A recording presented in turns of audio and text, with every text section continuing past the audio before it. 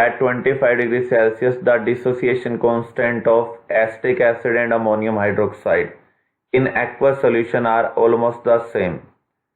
The pH of a solution of 0.01 normal acetic acid is 4. At 25 degrees Celsius, the pH of 0.01 normal ammonium hydroxide solution at the same temperature would be. तो यहाँ पर अगर आप ध्यान से देखें, हम अलग अलग सॉल्यूशन को ले रहे हैं, एसिटिक एसिड, अमोनियम हाइड्रोक्साइड, दोनों का जो डिसोसिएशन कांस्टेंट है वो सेम है, दोनों सॉल्यूशन की कॉन्सेंट्रेशन भी क्या है, सेम। आपने पढ़ा था वीक एसिड के लिए पीएच क्या होता है, half of pK minus log C, जबकि वीक बेस के लिए आपने पढ़ा था पीओएच क्या होगा, half of pKb minus log C. तो दोनों सॉल्यूशन का कॉन्सेंट्रेशन सेम है,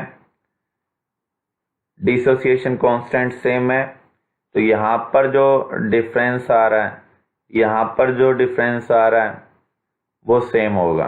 तो इस सॉल्यूशन की pH 4 है, इस सॉल्यूशन का pOH क्या है, 4, क्योंकि यहाँ पर K और K भी सेम है, C की वैल्यू भी क्या है, सेम। तो यहाँ पर pH 4 आ रहा है, तो यहाँ pOH क्या होगा, 4 होगा। pOH 4 होने का मीनिंग क्या है, pH क्या होगी, 14 माइनस pOH। pOH कितना आपने फाइंड आउट किया, 4, तो pH कितनी होगी, 10। फिर से आप देख लें, वीक एसिड का जो pH का फार्मूला है और वीक बेस का जो pOH का फार्मूला है वो सेम है लगभग। K की जगह क्या आ रहा है, Kb, pH की जगह क्या आ रहा है, pOH। अगर इन दोनों सॉल्यूशन का डिसोसिएशन कांस्टेंट और कॉन्सेंट्रेशन सेम है तो इसकी जो pH होगी इसकी वही pOH होगी। pOH अगर 4 है तो pH क्या होगा, 14 माइनस pOH, जो कि आपको क्या मिल रही है,